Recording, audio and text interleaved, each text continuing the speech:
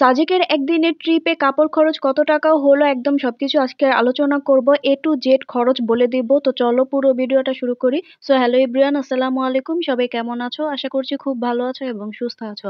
আমরা আলহামদুলিল্লাহ অনেক ভালো আছি। চলে আসলাম আরো একটি নতুন ভিডিও নিয়ে। ফার্স্ট স্টেপ হচ্ছে ঢাকা টু খাগড়াছড়ি বাস। তো আমরা হচ্ছে শান্তি পরিবহন দিয়ে গিয়েছিলাম, যেটার প্রাইস পড়েছে 750 টাকা করে। তো দুইজনের হচ্ছে 1500 টাকা।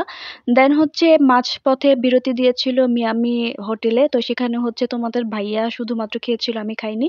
তো আমাদের হচ্ছে 100 টাকার মধ্যে হয়ে গিয়েছে। তো এখানে খরচ হয়েছিল 100 টাকা।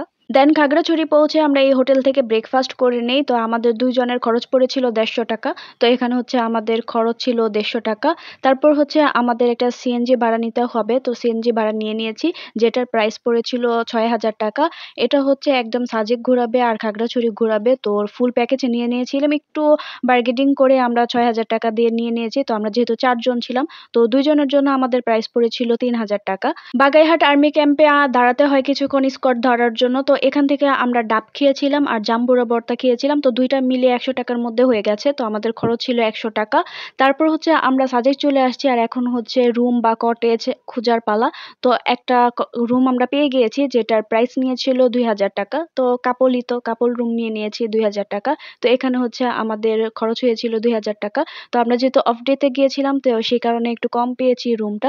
এখন হচ্ছে খাওয়া দাওয়া। তো খাওয়া দাওয়ার জন্য আমরা চলে গিয়েছিলাম মন্টানা রেস্টুরেন্টে।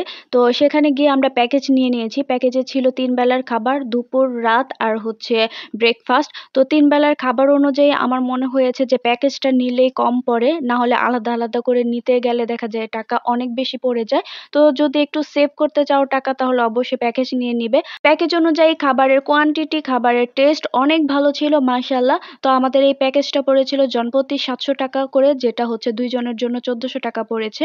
তো এখানে খরচ হয়েছিল 1400 টাকা। তারপর হচ্ছে সন্ধ্যাবেলা আমরা একটু স্ন্যাক্স খেয়েছি, বেশি কিছু খাইনি। তো এখানে হচ্ছে বাঁশকোড়াল খেয়েছিলাম আর হচ্ছে চা খেয়েছিলাম, যেটা আমাদের অ্যারাউন্ড 100 টাকার মধ্যে হয়ে গিয়েছে। তো এখানে হচ্ছে আমাদের খরচ পড়েছিল 100 টাকা। তারপর হচ্ছে আমরা স্টোন গার্ডেন গিয়েছিলাম। তো সেখানে হচ্ছে জনপ্রতি 20 টাকা করে টিকেট। তো এখানে হচ্ছে দুইজনের খরচ পড়েছে 40 টাকা। কংলাক পাহাড়ে যেতে কোনো এন্ট্রি ফি লাগে না, কিন্তু আমরা কংলাক পাহাড়ের উপরে উঠে শরবত খেয়েছিলাম, যেটার প্রাইস পড়েছিল 60 টাকা। তো এখানে হচ্ছে আমাদের খরচ ছিল 60 টাকা। দেন চলে গিয়েছিলাম লুসাই গ্রামে। তো লুসাই গ্রামের এন্ট্রি ফি ছিল 30 টাকা করে। তো আমাদের দুইজনের লেগেছিল 60 টাকা। আর ড্রেস পরলে এক্সট্রা 100 টাকা লাগবে। তো আমরা যেহেতু ড্রেস পরিনি, তো আমাদের খরচ হয়েছিল মাত্র 60 টাকা। তারপর হচ্ছে আমরা সাজেক থেকে বের হয়ে পড়েছি খাগড়াছড়ির উদ্দেশ্যে। এখন হচ্ছে খাগড়াছড়ি গিয়ে ঘুরবো। তো দুপুরের খাবার খেয়ে নিয়েছিলাম, যেটার ভিডিও করা আমার হয়নি। তো আমাদের দুপুরের খাবারের খরচ গিয়েছিল দুইজনের 350 টাকা।